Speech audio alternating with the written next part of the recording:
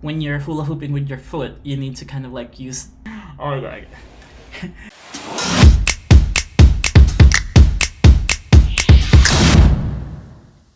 Hello circus people, I am Ehrlich Ocampo, also known as Firechill, and I am a Filipino circus performer with the magical leviwand and hula-hoops act. And today I will react to this video of a hula hoop juggler at Circus Circus Las Vegas.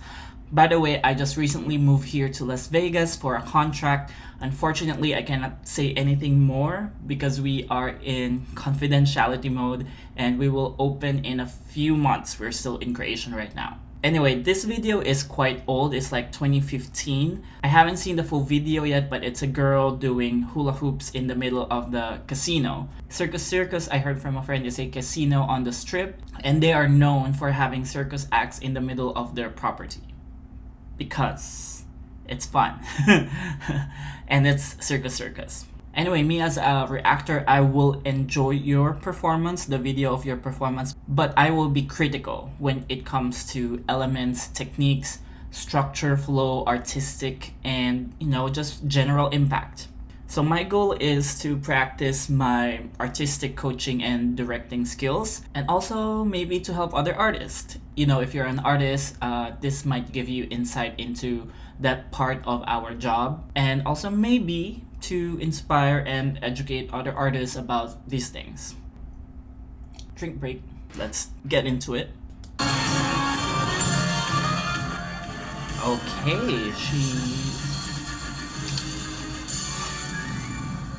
Ladies and gentlemen, boys and girls, Circus Circus is pleased to present an acrobatic display with hula hoops, the fascinating Katarina. Okay, I'm just like I think it's the traditional circus style, of course, like it's like one act after another, so they enter and they get introduced. This introduction is just entertaining. It's like, I feel the circus. Yes, girl. Okay. Okay. I see some rhythmic gymnastic background, or at least influence. Flexible, high kicks.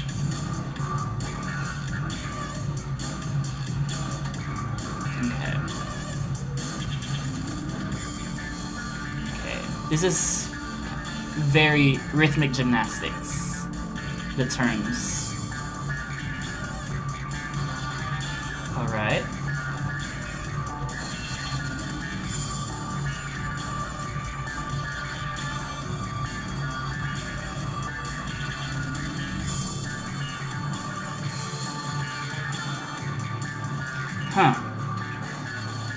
Alright, so this is the actual first circus move I've seen her do.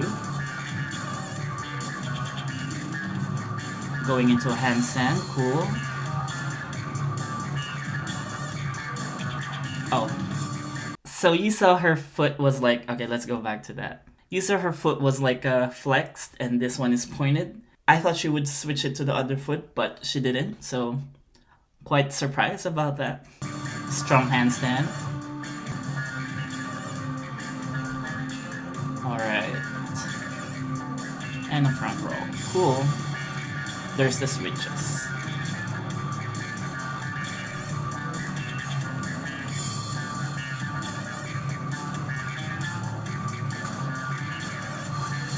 Alright.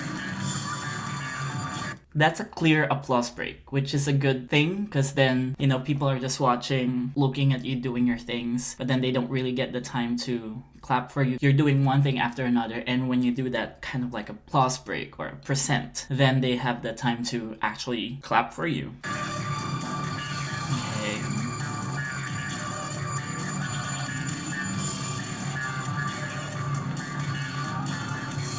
Oh, I like that.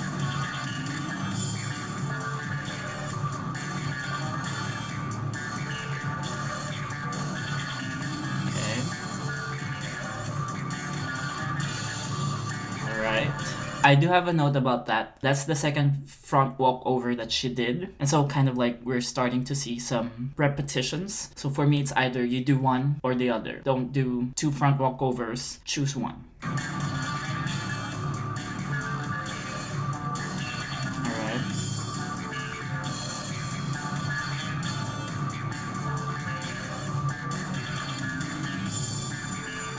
is gonna be the elbow thing. Mm-hmm. I'm not sure how that looks to the general audience, if that looks impressive. I don't know, I'm not sure about that. Alright.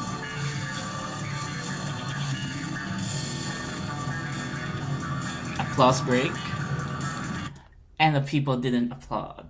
When she was doing those under the leg things, it didn't look very graceful or polished. I'm gonna go back. There. Because of the way you have to kind of like move the hoop up and down, she's not, standing very straight. Her legs are not straight, which is fine if it's stylized, but from the get-go, her style is very graceful and rhythmic gymnastics, and this just doesn't look coherent to how she presented herself. So she does that, and then she tries to present for an applause. Nothing. A little. I saw that.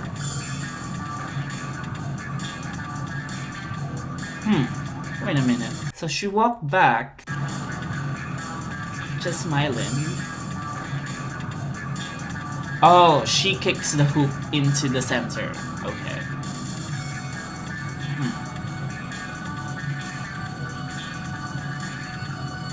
Okay. Right. Cool. And oop.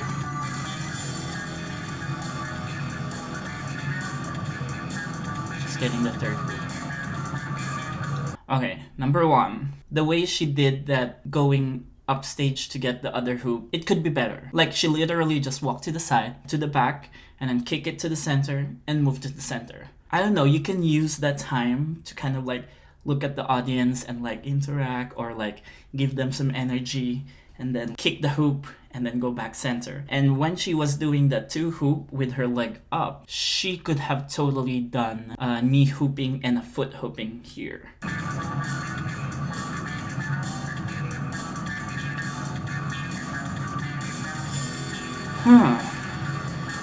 That is so weird to me, like kicking the hoop to position. It's not very artistic or not very pleasant to look at. I'm gonna go back. Okay, she's hooping, and then she's just gonna kick it there and walk towards it.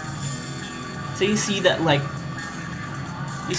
the two ways of moving. The girl has skills, like she's doing 4 hoops now. But of course, having the skills to perform and having the artistic eye are two very different skill sets. And of course, as a performer, you want to work on your performing skills and techniques. We might forget how to polish our routines, not just in the technical sense, but also in the artistic sense. Look at her. She's doing 4 hoops. That's amazing. Split hoops. Split hooping. And down. Okay, also I noticed that her music is kind of just like a loop, and that I think she has live band to put in some snares and accents for when she's finished with a segment. So I don't think this is fully choreographed to music in terms of timing. I think this is just sequence, and then like when I do this move, put in some snares. I'm gonna go back, you can hear it. So music loop and snare. Okay. So she might have like a live band there as support. Yeah, that's definitely a live drummer.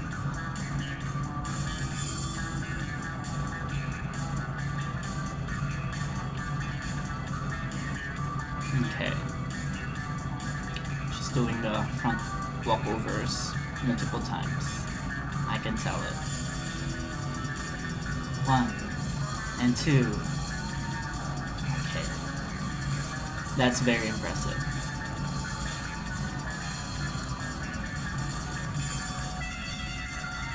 Cool. So the way she went into the trick, there was some time, which kind of like, for me as an audience, for the audiences, oh, there's something big happening. But the music doesn't say that. And she's literally just standing there with her hands up, prepared for the trick. You could probably just look at the audience and kind of like, yeah, like no sweat, I can do this. And I'm ready, and then go. But she was literally like It's very sporty. You're like a gymnast ready to go into your skill, which is, it is a skill to do those flips with the hula hoop, but also you're a performer. There's an artistic side to what we do.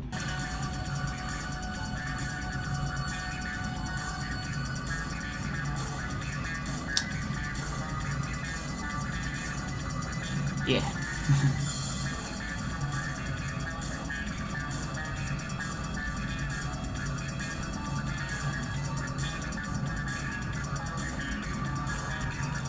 That's good.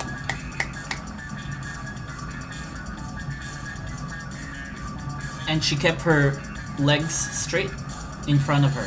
That's actually kind of hard because when you're hula hooping with your foot, you need to kind of like use. Oh my god. You need to probably use this to hula to give more force in the hoop, or this.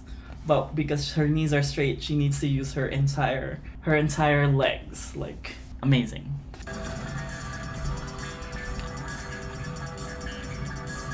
All right.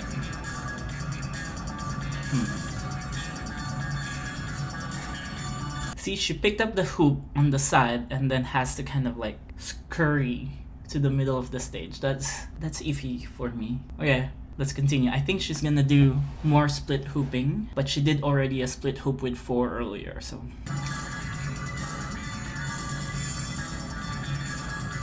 Alright. This is 6 hoops. Split the chest one.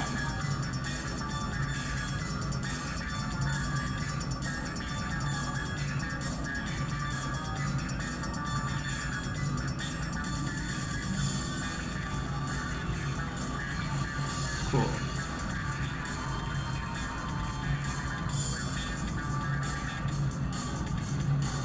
Oh, of course. Classic circus, we need the multiple hoops. Slinky, we call this the slinky.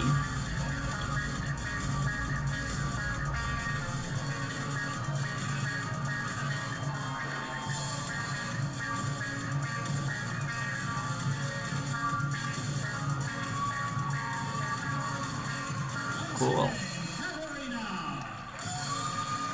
Alright. Huh. Okay. Critic time.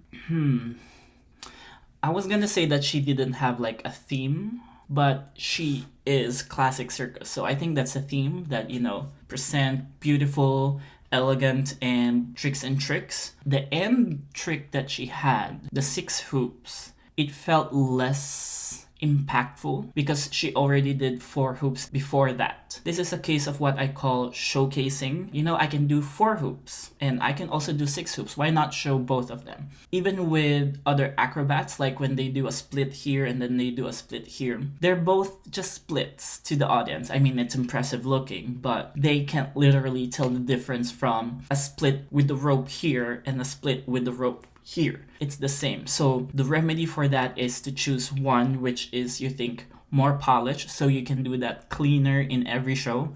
And number 2 is to choose one which is more beautiful, more impressive looking. Something that if you had to choose between just one of those, what would you show the people? Structure with multi-hooping, she definitely did the safe side of progression, just 1, 2, 4 hoops and then 5 hoops and then 6 hoops.